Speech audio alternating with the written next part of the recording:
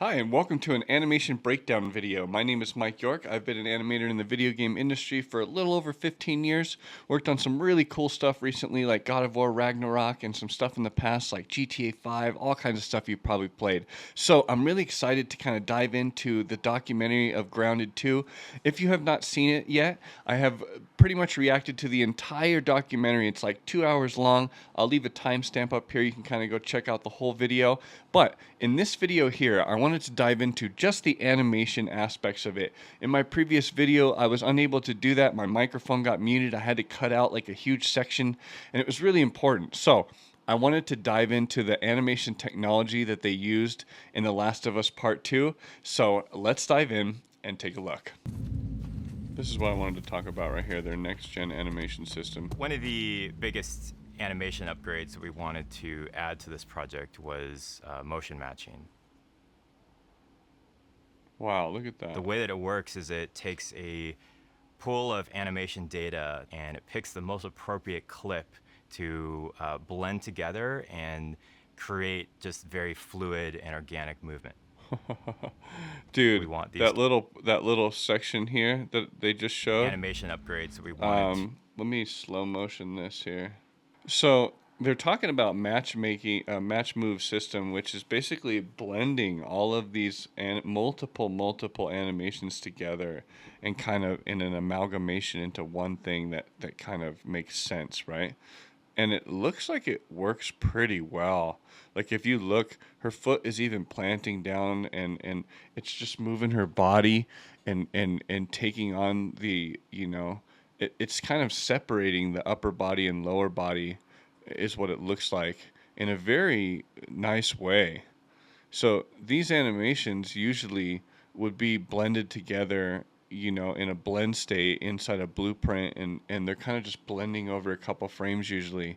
And so in this case, it's kind of blending multiple animations at once. If you look up there at this kind of thing that they just showed, it was like idle, turn, 180, it showed all these different animations. Like, see, he's blending a whole bunch. It looks like he's blending 3 different animations right now.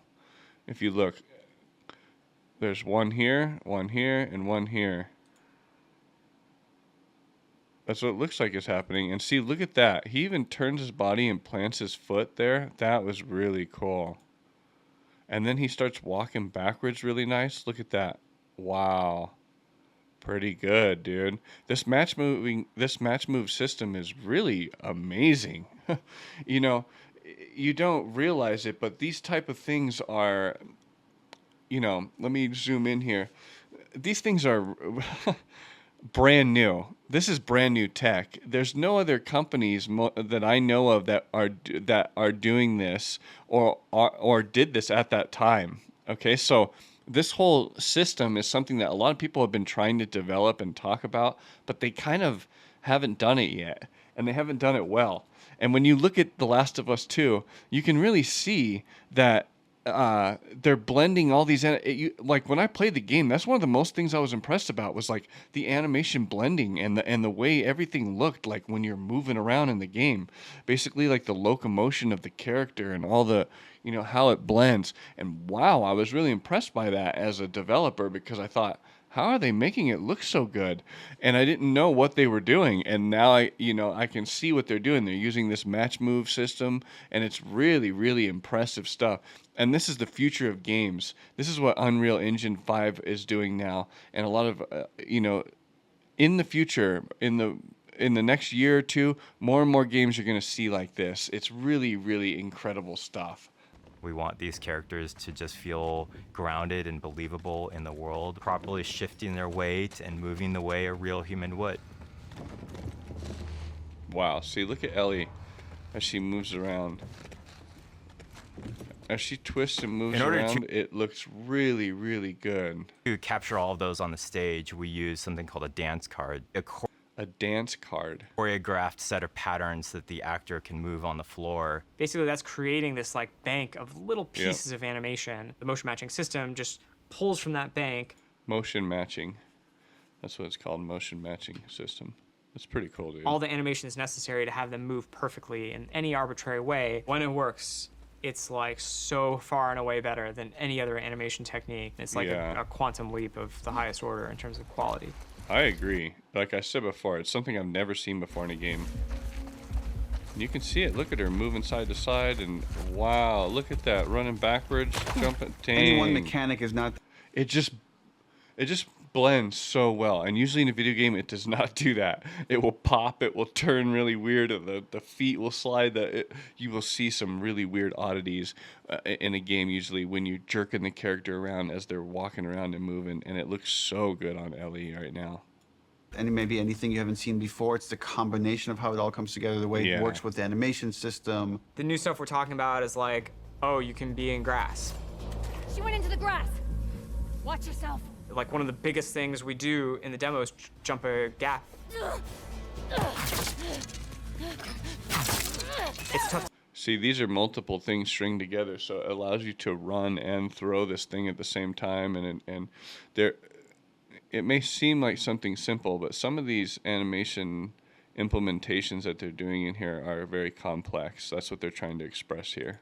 To be like, oh crap, you can jump, you know, like it's like, but it's new to our game. We have to have the best prone mechanic of all time. Like this is a whole like a prone mechanic, and what he means by that is that there's a whole nother animation system that is being played when Ellie is down here, and she is basically turning, or like when Ellie's down here and firing her weapon and turning her body and pivoting. See how she has to readjust right here? See this? And as she's readjusting and looking, this is like a new animation system. As you're pivoting your body, each one is different. And that's what he's kind of expressing right here too, is there's another moment where like she gets up and she's got to roll up on her back to be able to shoot this guy. And this is another game mechanic, basically, because you're in control as a player being able to shoot, but you're laying down on the floor. And so a lot of this stuff can get really complex when it comes to like the coding and everything that's involved in this stuff. It's really incredible. Like, it can never clip through geometry. See, like this right here, this is very complex. Being able to rotate 360 in all directions. Being able to take the character and rotate her all the way is what he's saying, is like, as a player, being able to do that stuff and have it work correctly and not like mess up as she's, you know, pivoting around. It's very complex, even though as players you take it for granted, or we do, right? It can never, like, do a janky thing when she's reloading while doing it or aiming See? in water. There's like an IK thing that will, like, lift her chest and head up, and then it gets too deep. Now we're in a Beautiful. special prone underwater moveset thing. And this is a whole nother, like he said, a new move set thing. What he means by that, now you're into a whole nother, you know, a swim set where like as you start moving the controller, she's swimming and doing things. All this is, you know, each one is like a different animation tree, right? It's a different blending set, a different blueprint, they call it in Unreal, for how this character is going to be blending and playing these animations. It's really complex. Her chest and arms and everything are kind of matching ground plane. Wow. Things that a player will never notice. And it's because we, like, purposely did it. Yeah, it's There's good. no such thing as, like, oh, you know, it's not as good as, you know, this other game's one, but, like, it's fine. It's got to be like, no, it's fucking Naughty Dog. We have to have the Yeah. best version of the thing, whatever that is. I like that because they take pride in what they do over there. And as a game developer myself that takes pride in what I do, I really, really like that. I respect them over there for that. So let's see this E3 demo. E3 overall was amazing. The press conference was in a very different venue. They usually have them in like these big auditoriums. And this was kind of like almost like a pop-up. Beautiful venue for sure. You can see it. It was more like a theme park idea, but it's like in a parking lot, in a tent, in Los Angeles at downtown.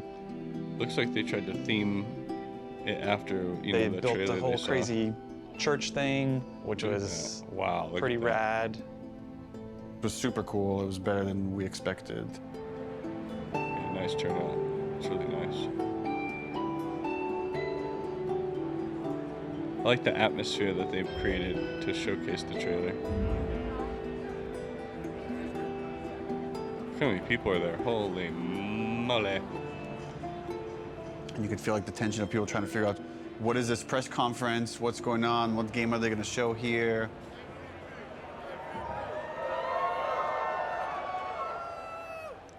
Okay, so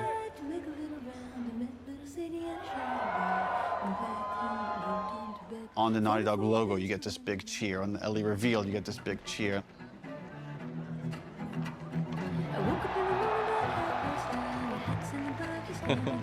Every moment Wow, that look we've how realistic constructed she and planned looks. like meticulously for really a year now, hit and hit the way we wanted it to hit. Maybe they're jealous of you. this makes me want to play the game again. Just a girl. Not a threat. I think they should be terrified of you.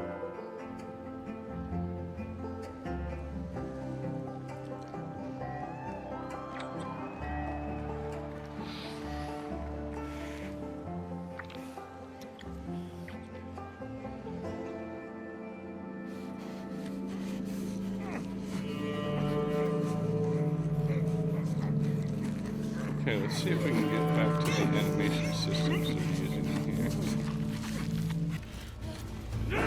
Oh. Oh.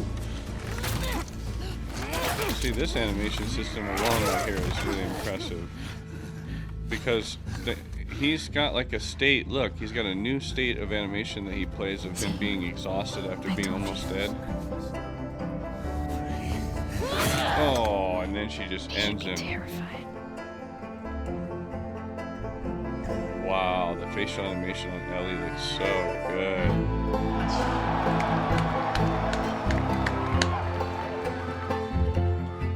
It was Naughty Dog. electric. My skin was like tingling the whole time. I have Like goosebumps as soon right as now. it's done playing, I'm like on my phone. And it was wild. It was wild to see it just everywhere. See it on YouTube, see people commenting on it.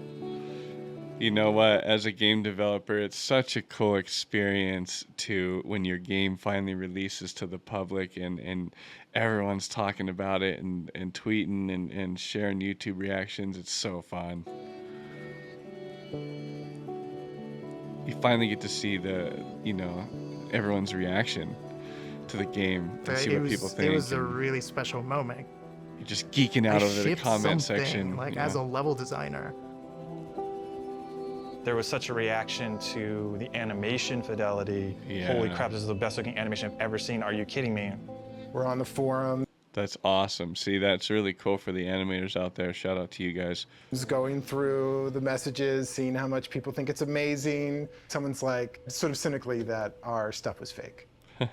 I guess it's kind of a compliment to the animation team for like someone to say it's fake when they're working so hard. And right That's away I because respond, they like, don't understand how it don't looks so respond, good. don't do anything. Like it's just not professional. I was also a little anxious about it because it's a little fake, you know? Fake is an interesting word.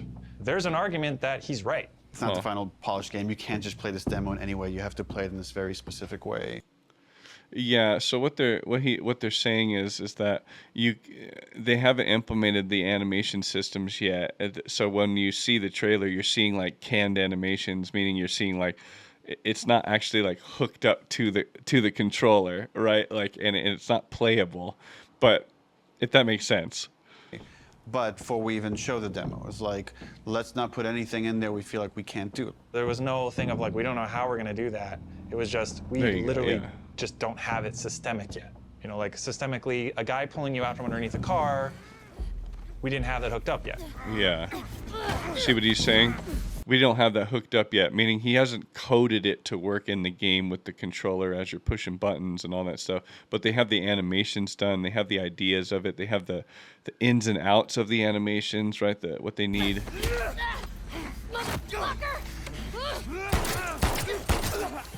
Now we have it hooked up in the game. Here's the actual gameplay. See? Oh, see? He interacts a little differently right there. Even here. See, that feels a little different. Feels even better, actually. Wow, that's cool. 'Cause you can fight with him. But it doesn't ultimately, as feel. we're building their But it doesn't feel as cinematic, right? So if you notice that when you were looking at the second clip, it's not as cinematic as the first one. It wasn't all close up and it didn't look as detailed a little bit actually as well because that other part was in game. It's one of those things where a lot of game companies do that, but in the end they made it. They made it. Look, you can do all that stuff. It's really impressive. rest of the game. If anything feels like it's not the right call for the game, we don't mind changing it. Like we had certain things in the demo for the first Last of Us where like Joel picks up a pistol and takes out individual bullets from it and then pockets it. And like we could have done that, it just took too long. So for gameplay purposes, we cut that out. And he makes a good point right there. There's a lot of things that get cut in video games when we're making them that because of they take too long. As a player, you want responsiveness and you want to hurry up and be able to hurry up and have your gun ready to shoot again or whatnot. And so when you do things like that, they may feel realistic and feel really cool. And sometimes as animators, we want to put them in there. But a lot of times when you play the game, it can be frustrating. And we don't want the game to be frustrating as developers. We want them to have fun with it.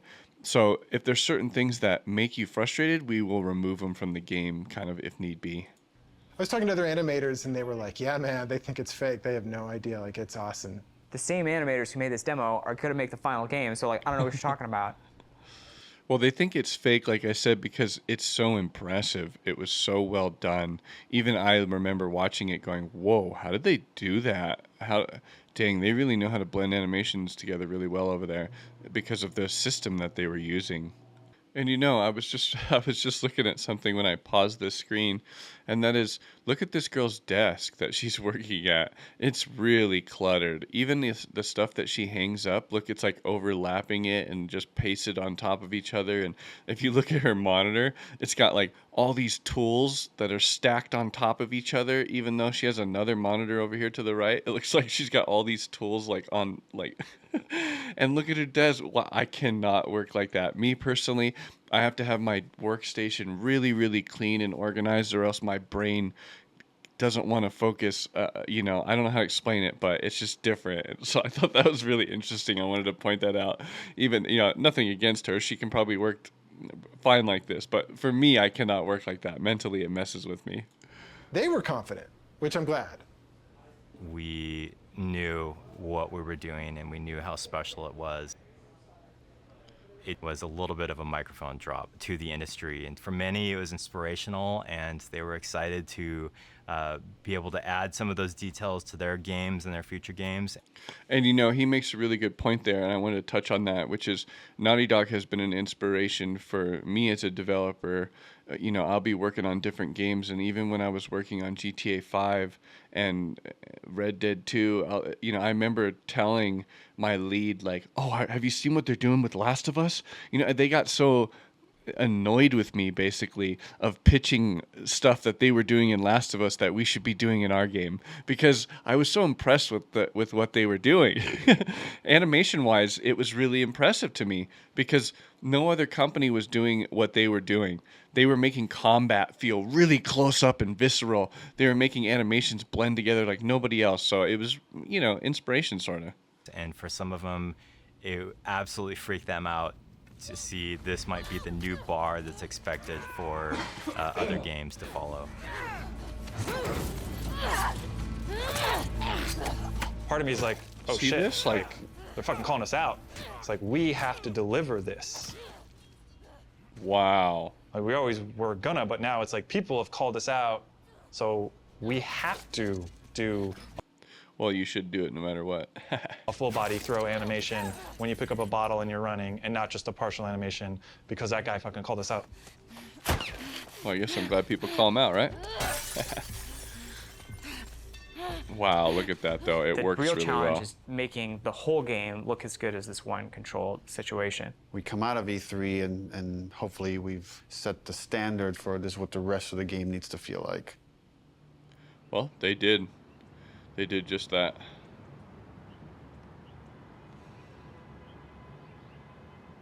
I used to work When right you by there. already know exactly what you're supposed to do in the game, you've memorized everything, it's hard to have a true experience with it. You have to bring in people from the outside to play it fresh. Yeah, that's so important. What he said is you have to bring in people from the outside fresh to play the game because you get locked in this creative development process. And what happens is you need an outside eye that's never played it before at all that will give you feedback that you've never heard before because it really opens up your eyes. You get locked in creative mode, sort of, you know? And so it's good to bring in And so we try to start complete playtesting fresh as early eyes. as possible. We've got testers in bright and early. They're going to start playing the game. They're actually just right across the hall over here. See, look, they're testing it really early on, and they're giving them like test levels to play. You can see rough ideas. It is a fire drill. And see this guy running around. He's like the QA lead, probably. Because things have to work. This is cool. Look at this.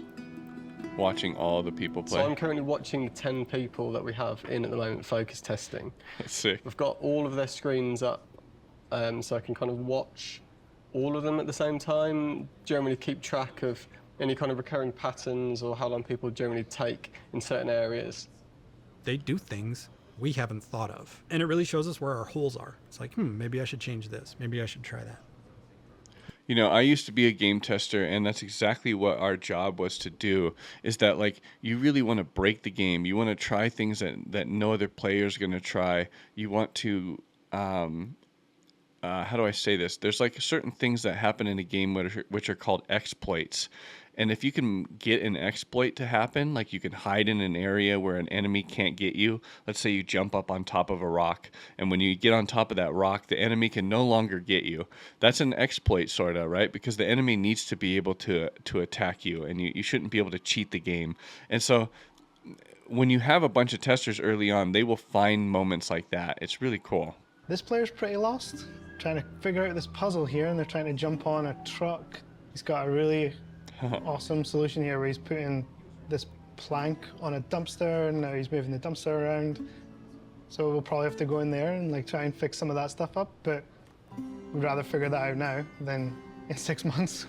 And he makes these guys are making good points, which is like what he's saying there is that, you know, he's noticing that the player is just getting completely lost. And as a developer, a lot of times you've made the game so much, you know where you're supposed to go.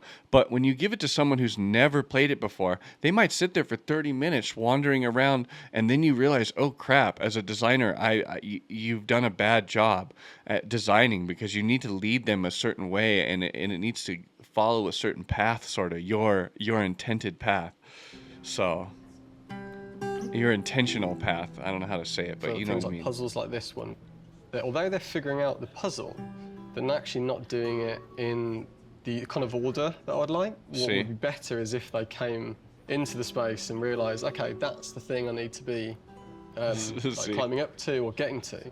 And then As a designer, he thinks that the player's going to go in there and automatically look up and do that because that's what he planned them to do. But not everybody plays the game like that. So it's a rude awakening, sort of, as a designer and as a game developer, once you have a bunch of people play it.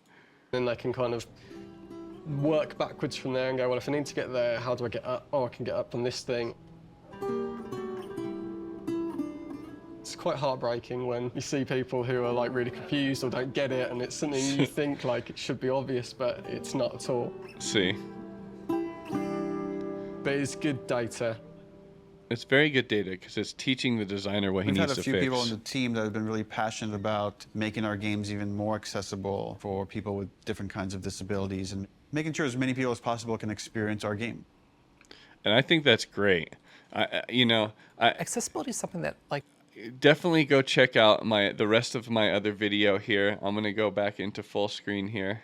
If you guys have not, check out the full 2-hour video that I have done on the whole documentary process. This will be the end of this video. I wanted to just touch on the animation and the stuff that I got cut from the video that I had to kind of reshoot today. So I hope you enjoyed the animation breakdown on their on their kind of new matchmaking system, match move, whatever they call it, because it's really unique. It's taking all these animations and blending them together all at once in a complex way, and it works. It works really well. It's very impressive, and I think it's the absolute future of gaming. So I hope you enjoyed this video. If you did, you know what buttons to press. I have a whole bunch of other videos here that you can check out. I have all kinds of stuff on visual effects breakdowns. I have animation breakdowns on games I've worked on, like God of War Ragnarok, all kinds of stuff. Also, I stream games Monday, Wednesday, and Fridays. So if you want to join me on the stream, I do that 9 to 11 p.m. Mountain Time. And I hope to see you guys there. And I'll catch you guys in the next one.